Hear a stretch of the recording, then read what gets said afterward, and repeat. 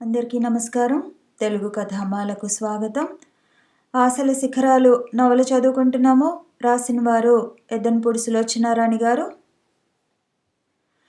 సుదర్శనం గారు మంచం మీద నుంచి లేవటానికి సాధ్యం కాకపోవటంతో అన్ని పనులతో పాటు సంపాదకీయం రాసే పని కూడా నా మీదనే పడింది. పేపర్ విషయంలో అనుకున్నంత ఆశాభంగం ఏమీ లేదు. ఇంగు కట్టిన గుడ్డలా ఒకనాడు నిజంగా జ్వాలాముఖిలా వెలిగిన పత్రిక, దానిలో వేడి కోల్పోయిన జనం పూర్వపు అభిమానంతో ఇంకా చదువుతూనే ఉన్నారు. ప్రస్తుతం చేయవలసిందల్లా దీనికి మెరుగులు దిద్దటం మాత్రమే. పాత చింతకాయ పచ్చడిలా కొన్ని సంవత్సరాల నుంచి ఒకే మూసలో వస్తున్న దానికి కొన్ని మార్పులు చేయాలి. ఇందులో కనిపించే విషయాలు ఎప్పటికప్పుడు నిత్యనూతనంగా సామాన్య ప్రజానీకానికి దగ్గరగా ఉండేలా చూడాలి. సాయంత్రం వేళ ఎప్పుడైనా సుదర్శనం గారి దగ్గర కూర్చున్నప్పుడు నేను మెల్లగా ఈ విషయం ఎత్తేవాడిని.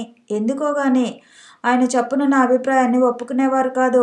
దీనికి కారణం ఎదుటివారు చెప్పిన విషయాలు 1కి 10 సార్లు ఆలోచించి దాని లోతుపాతులు సరిచేస్తే గాని అంగీకరించనిది ఆయన మనస్తత్వం అని తర్వాత క్రమంగా తెలిసి వచ్చింది. ఆయన మనస్తత్వం చాలా చిత్రమైంది. ఏ విషయం చెప్పినా వెంటనే అంగీకరించరు. పూర్తిగా వ్యతిరేకంగా మాట్లాడతారు. దానిలో లోటుపాట్లని వేలెత్తి చూపిస్తారు, విమర్శిస్తారు. చివరికి ఎప్పుడో ఇక ఆయన్ని ఒప్పించటం అసంభవం అని మనం నిరాశ చేసుకున్నప్పుడు మనతో ఏకీభవిస్తున్నట్లు చెప్పి ఆశ్చర్యపరుస్తారు. పత్రిక విషయంలో కూడా ఇలాగే జరిగింది. నేను చూపించిన మార్పులకి ఆయన చూపించిన వ్యతిరేకత చూసి నేను నోట్లోంచి మాట రానట్టుగా కూర్చుండిపోయేవాడిని. అలాంటి సమయంలో సుభద్రమ్మ గారు నాకు మద్దతుగా వచ్చేది. నా వైపు ఆయనతో తర్కానికి దిగేది. ఇద్దరు ఇరుపక్షాలు వాదనకి దిగినప్పుడు నాకు అక్కడ కూర్చోవటం చాలా ఇబ్బందిగా ఉండేది. సుదర్శనం గారికి నేను నచ్చజెప్పలేకపోయినా సుభద్రమ్మ గారు నా తరఫున నిలబడి నా అభిప్రాయాలు బలపరచడంతో నైతికంగా నాకు దృఢమైన విశ్వాసం కలగసాగింది. దాంతో రాను రాను క్రమేణా ఏదైనా సలహా సంప్రదింపులకి ఆయన కంటే ఆవిడ దగ్గరికే ఎక్కువ వెళ్ళసాగాను. పత్రిక విషయంలో పూర్తి స్వాతంత్రం ఇస్తున్నట్టు ఆవిడ పదే స్పష్టంగా తెలియపరుస్తూ ఉండేది. నేను ఆ రోజు వాళ్ళ ఇంట్లో అడుగు పెట్టేసరికి భార్యాభర్తలిద్దరూ ఎందుకో ఘర్షణ పడుతున్నారు. మాటలు బిగ్గరగా వినిపించడంతో ముందు గదిలోనే ఆగిపోయాను. ఇంతకంటే ఇంకో మార్గం లేదు మరి అంటున్నారాయన. మీరెప్పుడూ ఇంతే. నన్ను బాధ పెడితే గానీ మీకు ఆనందం రాదు, దుఃఖంతో పట్టుకుపోయిన కంఠంతో అన్నారావిడ. నన్నేం చేయమంటావో చెప్పు. మీరు నోరు తెరిచి అడగాలే గాని ఎవరైనా అప్పిస్తారు.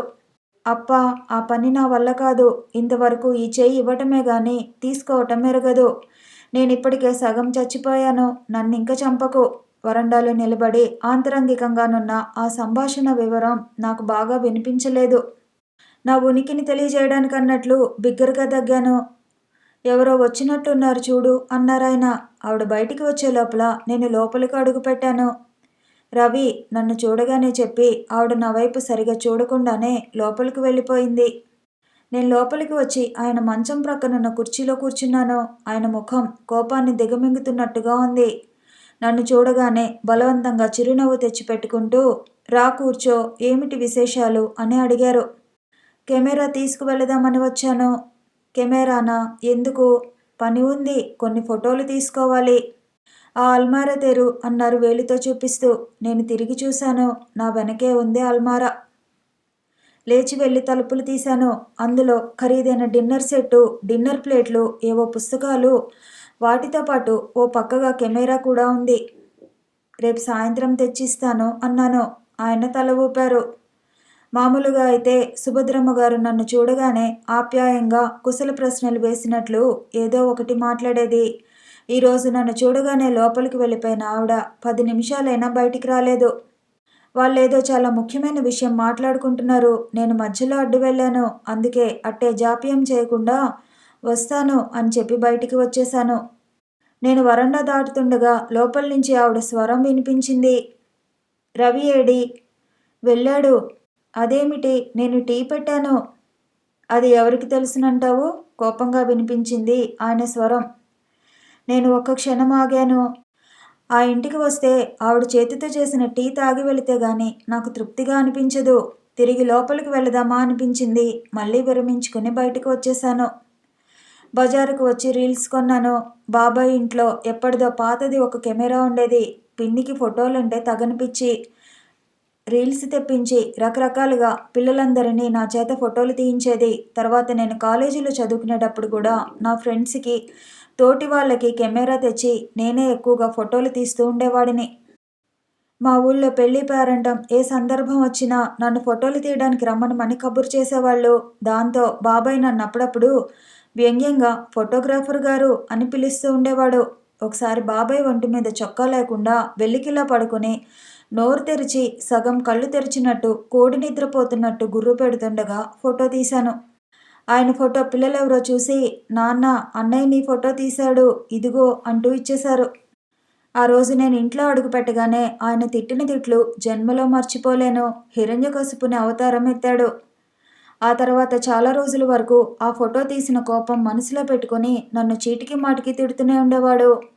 ఆ రోజుల్లో తమాషాగా అల్లరి చేసినట్టుగా నేర్చుకున్న ఆ ఫోటోగ్రఫీ ఈనాడిలా నా భుక్తికి ఉపయోగపడుతుందని కలలో కూడా అనుకోలేదు. కెమెరా తీసుకుని సరాసరి కూలీపేట వెళ్ళాను. అక్కడున్న మురికి గుంటలు, ఇరుకు సందులు, చీమిడి ముక్కులతో దిగంబరంగా తిరుగుతున్న చిన్నపిల్లలు, సరైన ఆహారం లేక బొమికలు పొడుచుకు వచ్చినట్టు ఇంటి ముందు కూర్చుని ఉన్న వృద్ధులు, చాలి చాలిన బట్టతో ఉన్న ఆడవాళ్ళు, వీటన్నింటినీ మంచి మంచి కోణాల్లో ఫోటోలు తీసుకున్నాను. ఏ విషయం గురించి అయినా కళ్ళకు కట్టినట్టు చెప్పాలంటే ఆ విషయం ఉన్నది ఉన్నట్టు చూపిస్తే సరిపోదు. దాని పక్కన పూర్తిగా వ్యతిరేకమైన విషయం నిలబెట్టాలి. అంటే తెలుపు ప్రత్యేకత తెలియాలంటే దాని సరసన నలుపు నిలబెట్టాలి. అలాగే మంచి గురించి కీర్తించాలంటే చెడును దూషించాలి. ఆ విధంగానే దారిద్ర్యం కూడా.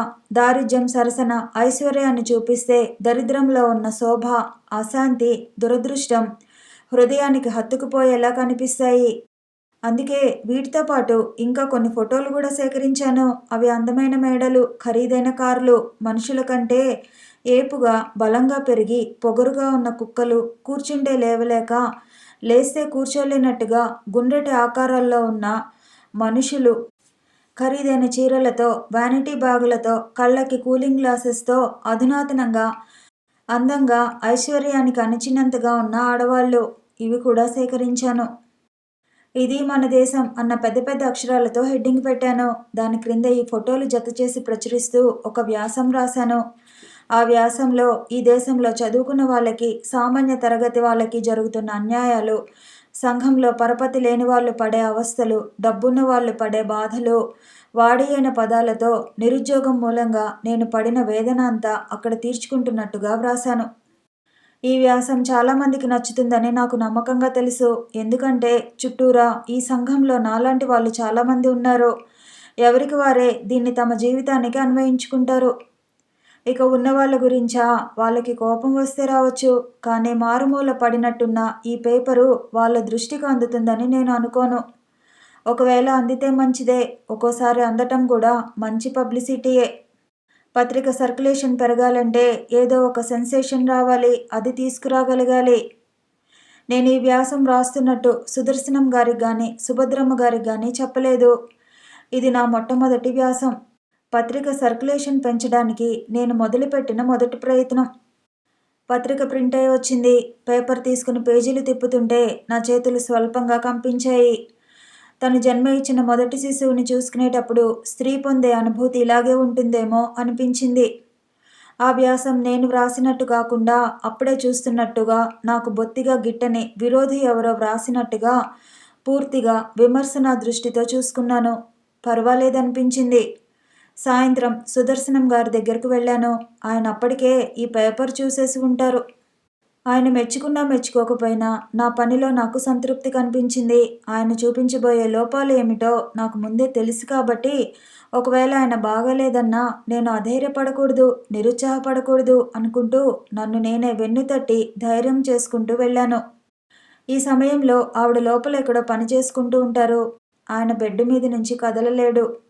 అందువల్ల సాధారణంగా తలుపులు మూసే ఉంటాయి. నేను కాలింగ్ బెల్ నొక్కాను.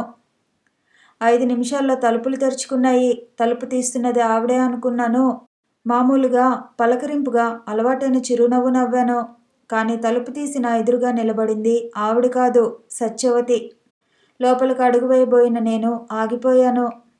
ఆ అమ్మాయి కూడా బహుశా నేనే ఉంటానని అనుకోలేదేమో. ఒక్క క్షణం అలాగే నిలబడిపోయింది. వెడల్పుగా నిర్మలంగా ఉన్న కళ్ళలోకి చూస్తున్న నేను ఒక్క నిమిషం నన్ను నేను మర్చిపోయినట్టుగా నిలబడిపోయాను. ఎవరమ్మా వచ్చింది? ఇంతలో లోపల నుంచి వినిపించింది. వస్తున్నా మామయ్య అన్న సత్యవతి రండి లోపలకు అనేసి లోపలకు వెళ్ళింది. ఎవరమ్మా ఆయన అడగటం మళ్ళీ వినిపించింది. ఆయనే మావయ్య. ఆయనంటే తను తనెవరమ్మా? నేను లోపలికి వెళ్ళాను. ఆయన నన్ను చూడగానే నువ్వా అన్నారు. నేను వెళ్ళి లోపల కూర్చున్నాను. ఆయనకి కాస్త స్వస్థత చిక్కినట్టుంది. లేచి కూర్చుంటున్నారు. ఆయన మంచం పక్కన టేబుల్ మీద పేపర్ ఉంది. అది మడత పెట్టిన తీరు చూస్తే చదివి పెట్టినట్టే ఉంది. కొద్దిసేపు ఆయన ఏం చెప్పలేదు. నేను కూడా ఏమీ అడగలేదు. సత్య కాఫీ పెట్టు తల్లి కేక వేసి చెప్పారాయన. ఆమె లేరా ఇంట్లో అన్నాను. క్లబ్కి వెళ్ళింది. ఇప్పుడే వస్తుంది. ఆయన పేపర్ చేతిలోకి తీసుకున్నారు. నేను అనుకున్నట్టే అయింది. పేపర్లో ఉన్న నా వ్యాసం సంగతి ఎత్తకుండా అక్కడక్కడ ఉన్న అచ్చు పొరపాట్ల గురించి, సరిగ్గా కనిపించని అడ్వర్టైజ్మెంట్స్ గురించి వ్యాఖ్యానం ప్రారంభించారు. ఆయన ధోరణి నేను అనుకున్నట్టే ఉండటం వల్ల నాకేమంత నిరుత్సాహంగా అనిపించలేదు. ఎలాంటి అడ్డు ప్రశ్నలు వేయకుండా వింటూ కూర్చున్నాను. ఇంతలో ఆమె వచ్చారు. నన్ను చూడగానే వచ్చావా నువ్వు? ఆఫీసుకి ఫోన్ చేశాను నీకోసం అన్నారు. ఆయన పక్కనున్న మంచం మీద కూర్చుంటూ పేపర్ చేతికి తీసుకుని నా వ్యాసం ఉన్న పేజీలు తెరిచి వెంటనే దాని గురించి చెప్పసాగారు.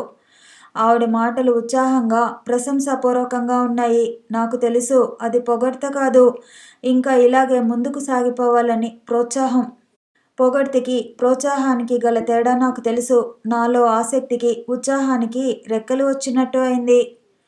నాలో సుభద్రమ్మ గారు చూసిన సమర్థత ఆయనకి అక్షరాల రుజువు చేయాలి అనిపించింది. రవి, ఈ హెడ్డింగ్ ఇలా ప్రతివారం ఏదో సమస్య మీద వరుసగా వచ్చేలా చూడు అన్నారావిడ. నేను తల ఊపాను. ఇంతలో సత్యవతి కాఫీ తెచ్చి మా ముగ్గురికి ఇచ్చింది. నువ్వు ఇంకా వెళ్ళిపోలేదమ్మా అన్నారావిడ. ఆవిడ కంఠంలో ఆప్యాయత తొణికిసలాడటం నేను గమనించకపోలేదు. లేదత్తయ్య, నువ్వు వచ్చే వరకు ఉందామనుకున్నాను ఎంతో అణకువగా అంది సత్యవతి. ఇతను తెలుసా? రవి. సత్యవతి తెలుసునన్నట్టు తలూపింది. మా మేనకోడలు సత్య. ఆవిడ నాకు పరిచయం చేసింది. నేను తెలుసునన్నట్టుగా చూశాను. సత్యవతి అక్కడే మాతో పాటు కూర్చుంది. మా ప్రసంగం పత్రిక వైపు మళ్ళింది. ముగ్గురం దాని బాగోగుల గురించి చర్చిస్తున్నట్టుగా మాట్లాడసాగాం. సత్యవతి పేపర్లోకి చూస్తూ కూర్చుంది. 1-2 సార్లు నాకు తెలియకుండా నా దృష్టి ఆ అమ్మాయి వైపు మళ్ళింది. తలదించుకుని పేపర్లోకి చూస్తున్న ఆ ముఖం, ప్రక్క నుంచి చూస్తుంటే నునుపైన ఆ చెంపలు, వాటి నాజూకుతనం గమనిస్తే గులాబీ రేకుల్లోని మృదుత్వం గుర్తుకు వచ్చింది. నేను చదువుకునే రోజుల్లో అందమైన ఆడపిల్లల్ని చాలామందిని చూశాను. ఉన్న సౌందర్యం 1000 రెట్లు ఎక్కువగా కనిపించేట్టు చేసుకోవటంలో చతురులు. చీర సింగారించుకోవటంలో, నగలు అలంకరించుకోవటంలో వాళ్ళకున్న నైపుణ్యం సాటిలేనిది. అందమైన ఆడపిల్లల్ని చూడగానే ఆ అందం వస్తుతః ఆ అమ్మాయిదో లేక అలంకరణ వల్ల వచ్చిందో ఇట్టే చెప్పగలను. సౌందర్యవంతులైన ఆడపిల్లల్ని చాలామందిని చూశానని అనుకుంటున్న నాకు సత్యవతిని చూడగానే ఇంత అందమైన కళ్ళు ఇంతవరకు ఎక్కడా చూడలేదనిపించింది. వెడల్పుగా ఉన్న కళ్ళని చూడగానే నిర్మలమైన సరోవరాలు గుర్తుకు వస్తాయి. తనకి తెలియకుండానే ఇంకోసారి వాటివైపు చూడాలనే ఆసక్తి కలుగుతోంది. బహుశా ఆ ప్రత్యేకత వాటిల్లో ఉన్న నిర్మలత్వం అయి ఉండాలి. ఆ రోజు సాయంత్రం అయింది. మూర్తి, శాస్త్రి అందరూ వెళ్ళిపోయారు. నేను ఉత్తరాలన్నీ చూసుకుని అర్జెంటుగా సమాధానాలు ఇవ్వవలసిన వాటికి జవాబులు ఇస్తుండటం వల్ల ఆలస్యమైంది. ఆఫీసు కాగితాలన్నీ సర్ది డ్రాయర్లో పెట్టి గది తలుపుల తాళం వేసి బయటికి వచ్చాను. సుదర్శనం గారి తర్వాత ఆయన బాధ్యతలన్నీ స్వీకరించిన నేను ప్రతి చిన్న విషయంలో శ్రద్ధగా, జాగ్రత్తగా ఉండసాగాను. ఆఫీసులో మొట్టమొదట అడుగుపెట్టే వ్యక్తిని నేనే. సాయంత్రం అందరికంటే ఆలస్యంగా వెళ్లే వ్యక్తిని నేనే. క్రమశిక్షణ, కార్యాచరణ ఈ రెండూ నాకెంతో ఇష్టం. నా ఈ ఇష్టం ఆఫీసులో మిగతా అందరికీ చాలా ఇబ్బందిగా అనిపించిందని నాకు తెలుసు. తలుపులు మూసి పరధ్యానంగా ఆలోచిస్తూ బయటికి వచ్చేసరికి అక్కడ వర్కర్స్ అంతా కూర్చుని ఉన్నారు. సమయం కాని సమయంలో ఏదో అర్జెంట్ పని ఉంటే గాని ఆఫీసు వాళ్ళు ఇలా రారు. అందులో మూకుమ్మడిగా అందరూ ఒకేసారి వచ్చారు. నేను మెరుపులో వాళ్ళందరినీ ఒకసారి కలే చూశాను. ఏదో అయింది. అందరి ముఖాల్లో భయాందోళనలు స్పష్టంగా ద్యోతకమవుతున్నాయి. వాళ్ళందరినీ చూడగానే ఒక్క క్షణం ఆగాను. కానీ మళ్ళీ వాళ్ళ కోసమే నేను ప్రత్యేకంగా ఆగినట్టుగా కాకుండా జేబులు తడుముకొని సిగరెట్ తీసుకుని వెలిగించుకున్నాను. వాళ్ళు కూడా నేనేదో చాలా ముఖ్యమైన పని చేస్తున్నట్టు సిగరెట్ వెలిగించుకునే వరకు శ్రద్ధగా గమనిస్తూ నిలబడ్డారు. ఏమిటి విశేషం అన్నాను అగ్గిపుల్ల అవతల పారేస్తూ. మన ప్రెస్ మూసేస్తున్నారంటగా బాబు, వాళ్ళందరికీ పెద్దయిన ఒకతను అడిగాడు. ప్రెస్సా మూసేయటమా? ఎవరు చెప్పారు మీకు ఈ కట్టుకథలు? భాస్కరం బాబు మధ్యాహ్నం వచ్చి మీ పని అయింది, ప్రెస్ అమ్మేస్తున్నారు, నెత్తిన గుడ్డేసుకుపోవలసిందే అంతా అన్నారు. భాస్కరం అన్నాడా? నాకు వాళ్ళ మూర్ఖత్వానికి జాలి వేసింది. నేను వచ్చిన ఈ కొద్ది రోజులకే భాస్కరంలో ఉన్న చాతుర్యం బాగా గ్రహించాను.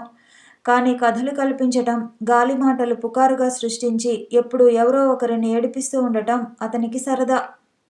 ఆయన మాటలు మేము అంతగా నమ్మలేదు అనుకోండి. అయినా ఏమో ఎవరికి తెలుసు, అసలే డబ్బు ఇబ్బందుల్లో ఉన్న మనుషులయ్యే. వాళ్ళిష్టం, అది అబద్ధమో నిజమో మీరు చెబితే మాకు నమ్మకంగా ఉంటుంది. నా పట్ల వాళ్ళకి గల విశ్వాసానికి ముగ్ధున్నయ్యాను. నాకింతవరకు తెలియదు, నేను కనుక్కొని రేపు చెబుతాను అన్నాను. నేను ఆఫీస్ నుంచి సరాసరి సుదర్శనం గారింటికి వెళ్ళాను. ఆవిడ లేరు, గుడికి వెళ్ళిందట. ఆయన ఒక్కరే ఉన్నారు. మంచం మీద కూర్చుని పేపర్ చదువుకుంటున్నారు. నన్ను చూడగానే రా రా అంటూ ఆహ్వానించారు. ఎందుకోగాని ఈరోజు ఆయన చాలా హుషారుగా ఉన్నారు. నేను ఆయనకి ఎదురుగా ఉన్న కుర్చీలో కూర్చున్నాను. ఇంత క్రితం వర్కర్స్ వచ్చి నన్ను నిలదీసిన విషయం ఆయన ముందు ఎలా బయటపెట్టడమా అని మాటల కోసం వెతుక్కుంటుండగా ఆయనే అనేశారు. రవి, ప్రెస్కి మంచి ఆఫర్ వచ్చింది, అమ్మేస్తున్నాను. నాకెదురుగా పిడుగుపడ్డంత దిగ్భ్రాంతిగా చూశాను. ఆయన గుండెల మీద నుంచి పెద్ద భారం దింపుకున్నంత తేలిగ్గా మాట్లాడుతున్నారు. నా ఆరోగ్యం కుదుటపడేది వట్టి మాట. ఒకవేళ కాస్త కూస్తో లేచి తిరిగినా ఆ ఎగుడు దిగుళ్ళు, ఆ హైరాణ నేను పడలేను. నేను బాగా ఆలోచించే నిర్ణయానికి వచ్చాను. ఈ ప్రెస్ అమ్మేస్తే ఉన్న అప్పు తీరిపోతుంది. నా ప్రాణం అటు ఇటు అయినా ఆవిడికి డబ్బు విషయంలో నిశ్చింతగా ఉంటుంది. దాదాపు సెటిల్ అయిపోయినట్టే. రేపు వస్తారు వాళ్ళు. ఆయన బాధ, ఆవేదన నాకు అర్థమైనాయి. అనారోగ్యంతో అలసిపోయిన మనిషి నిస్సహాయంగా బాధను బలవంతంగా తెచ్చుకునే వైరాగ్యం. ఆయనకి ఆ ప్రెస్కి ఎంత అవినాభావ సంబంధం ఉందో సుభద్రమ్మ గారు అప్పుడప్పుడు నాకు చెబుతూనే ఉంటారు. అయినా సరే దాని మీద మమతల సంకెళ్ళు ఛేదించుకొని దాన్ని అమ్మటానికి సిద్ధమయ్యారు. ఇందులో నాతో సలహా సంప్రదింపులు జరపలేదని నేనేం బాధపడాల్సిన పని లేదు. వాళ్ళకి మిగతా వర్కర్స్ అంతా ఎలాగో నేను అంతే. అందుకే ముందుగా సూచన ప్రాయంగానైనా నా చెవిన వేయలేదు. నేను ఈ విషయం విన్న తర్వాత అట్టేసేపు అక్కడ కూర్చోలేకపోయాను. ఈ కొద్ది కాలంలో ఈ పత్రిక నాలో ఎన్ని ఆశలు రేపిందో, ఎన్ని వేల కలలు సృష్టించిందో ఆ భగవంతుడికే తెలుసు. నిరుద్యోగపు కల్లోల సముద్రంలో దిక్కు తెలియకుండా కొట్టుకుపోతున్న నాకు అప్రయత్నంగా దొరికిన ఈ ఆధారం కేవలం దేవుడు ఇచ్చిన వరమే అనుకున్నాను. దీని ద్వారా ఒక తీరం చేరుకున్న నేను నా హృదయంలో పదిలంగా భద్రపరుచుకున్న ఆశల శిఖరాలని అధిగమించగలనని అనుకున్నాను. నా ఆశలు నిరాశలైనాయి. నా చేతికి అందినట్టే అంది. నాలో ఇన్ని కలలు సృష్టించిన ఈ ఆధారం నన్ను వెక్కిరిస్తూ ఒక్క తోపుతో మళ్ళీ నట్టనడి సముద్రంలోకి తోసినట్టుగా ఉంది. మళ్ళీ ఉద్యోగం కోసం అన్వేషణ, మళ్ళీ నిరాశ, మళ్ళీ నిస్పృహ. ఓహ్ వద్దు, పగవాళ్ళకి కూడా ఈ బాధ వద్దు. ఆలోచనలు తీరే అదృష్టం లేనప్పుడు అవి మొలకెత్తనేకూడదు. సుదర్శనం గారి ఇంటి నుంచి గోపాలం ఇంటికి ఎలా వచ్చి పడ్డానో నాకే తెలియదు. ఇంట్లోంచి బయటికి రావటం, బస్టాప్ దగ్గర నిలబడటం, బస్సు ఎక్కటం, ఇంటి వరకు నడిచి రావటం ఇవేమీ నాకు గుర్తులేదు. శరీరం అలవాటైన ఈ పనులని యాంత్రికంగా చేసేసింది. నన్ను చూడగానే గోపాలం హడలిపోయాడు. చప్పుని దగ్గరగా వస్తూ, రవి ఏమిటిది, ఏమైంది అన్నాడు ఆదుర్దాగా. ఏముంది, భూమి గుండ్రంగా ఉండును, అక్కడున్న కుర్చీలో కూలబడుతూ నిస్సత్తువుగా అన్నాను. ఏమిటి నీ ఉద్యోగం, సందేహంగా చూచాడు. నేను జరిగింది క్లుప్తంగా చెప్పాను. గోపాలం ఇంతేనా అన్నట్లుగా చూశాడు. పోతే పోని, దానికింత బాధెందుకు? నేను మొదటే ఆ పత్రిక కుంటిగుర్రం నడకలో అప్పులతో పడుతూ లేస్తూ నడుస్తోంది అంటే నువ్వు విన్నావు. ఇప్పుడైనా తెలిసింది. పోతే పోయిందిలే. ఇప్పటి వరకు పరిస్థితులు వేరు, ఇప్పుడు వేరు. నీకు ఉద్యోగం దొరికే వరకు నీ బాధ్యత నాది, సరేనా? నా భుజం తడుతూ హామీ ఇస్తున్నట్లుగా అన్నాడు.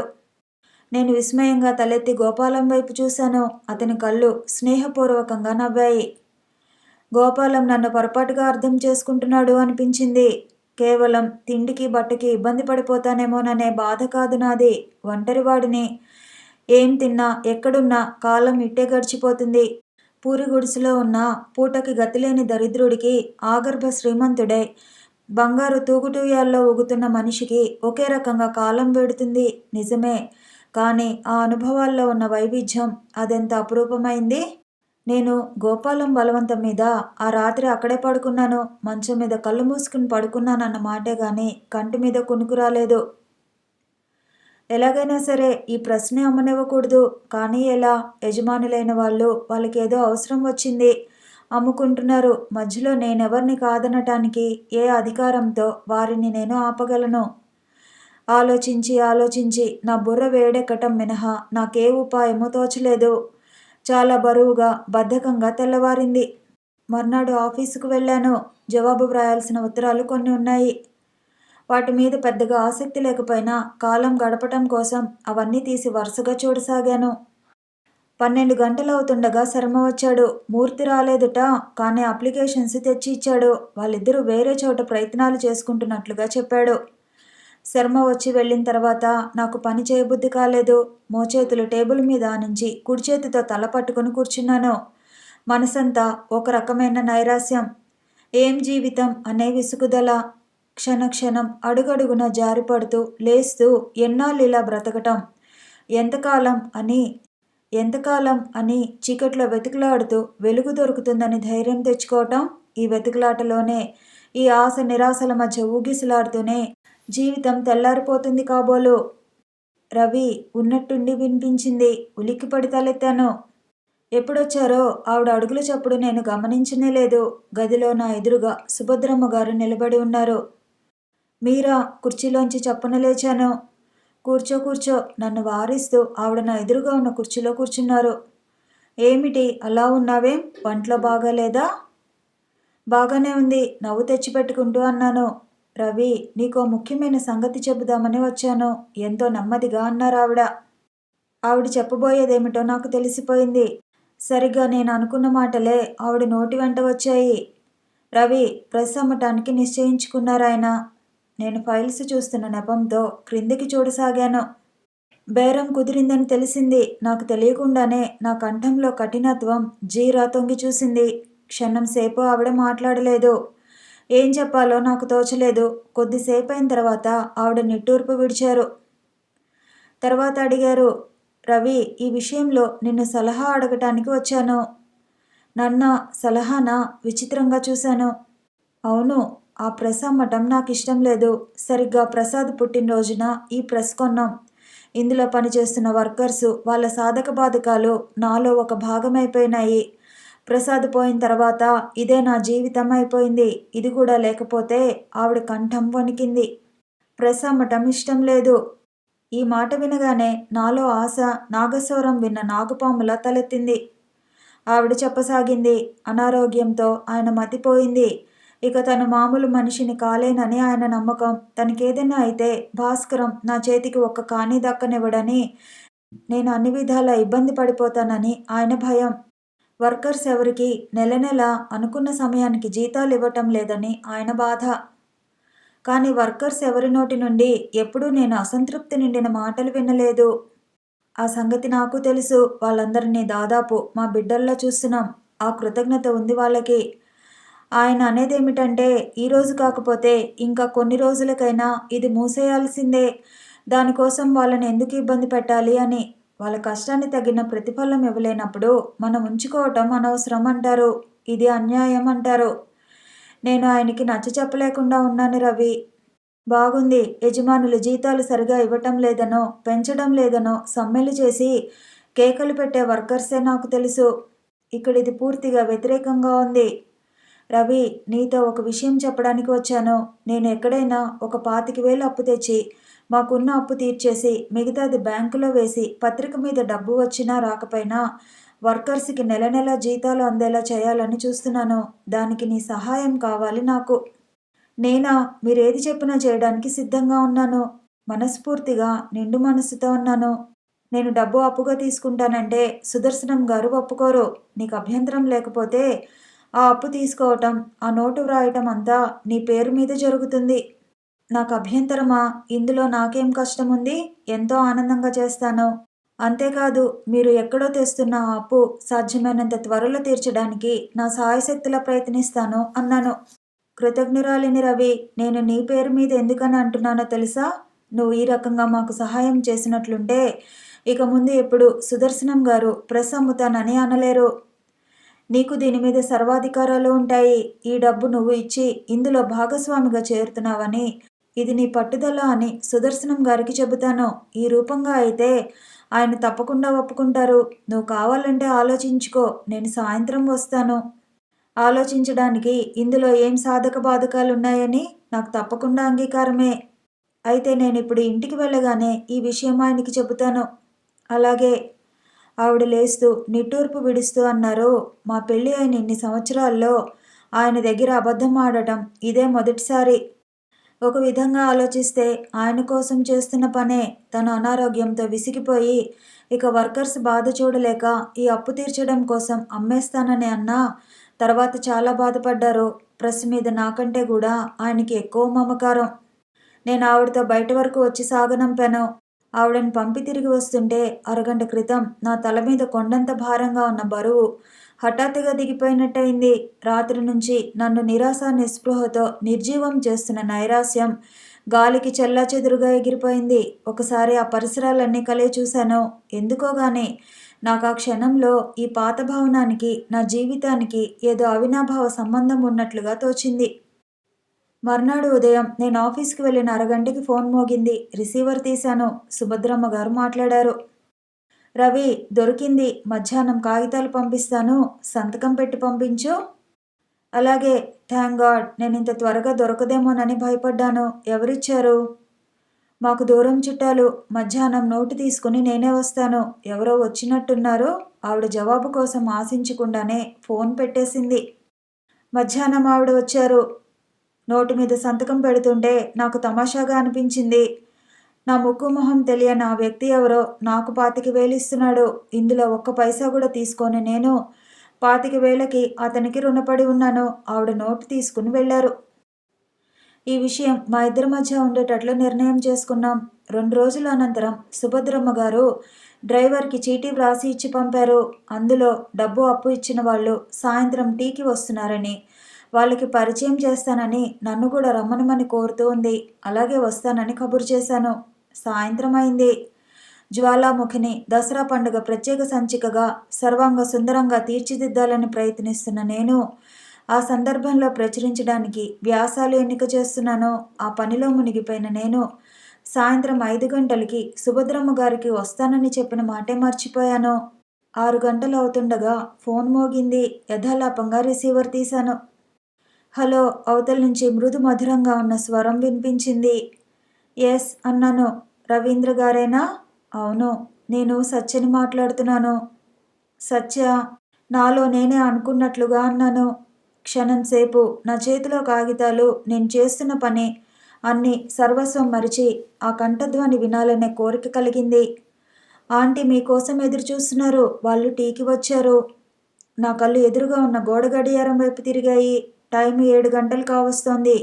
ఓ సారీ, నేను ఇప్పుడే వస్తున్నాను. 10 నిమిషాల్లో అక్కడ ఉంటాను.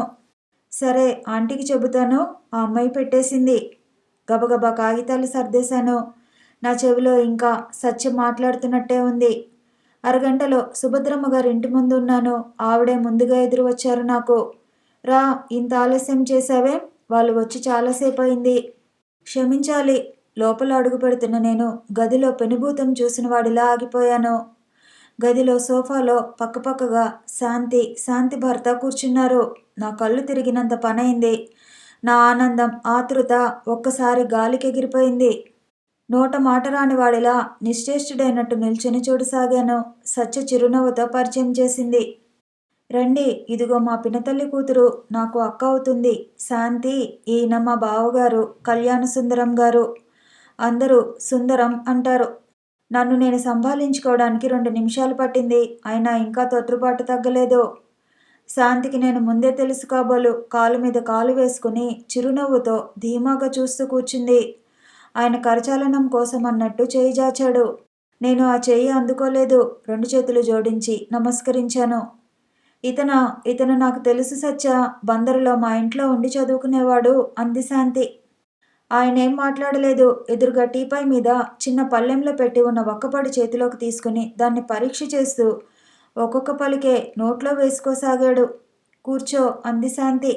అలాగే నిలబడిపోయిన నేను అప్పుడే స్పృహ వచ్చిన వాడిలా అక్కడున్న కుర్చీలో కూర్చున్నాను. శాంతి నీడ కూడా పడటానికి సహించని నేను శాంతి దగ్గర 25,000 అప్పు తీసుకుంటున్నట్టు నోటు వ్రాసి ఇచ్చాను. నన్ను నేను తాకట్టు పెట్టుకున్నాను.